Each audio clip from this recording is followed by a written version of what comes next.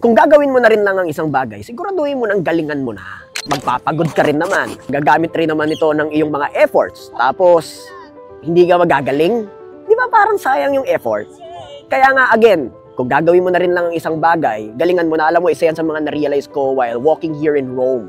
Di ba? Alam nyo naman, yung mga structures dito sa Rome has been around over 1,000 years. For some, hundreds of years. Pero wala naman dito yung parang pag tinignan mo yung structure, napakatibay.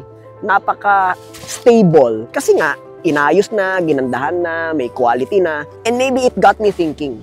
Maybe paminsan, substandard kasi yung trabaho mo, kaya hindi ka napopromote. Substandard yung trabaho mo, kaya hindi pumuputok yung negosyo mo. Substandard yung trabaho mo, kaya yun na yung pagkakilala ng mga tao sa'yo. You gotta remember, your work is your trademark. Kapag ba nakita nila yung trademark mo, matutuwa sila katrabaho ka. Or kapag nakita nila yung trademark mo, they will find it very dependable. Kasi alam nila, yung quality mo, talaga namang napakaganda.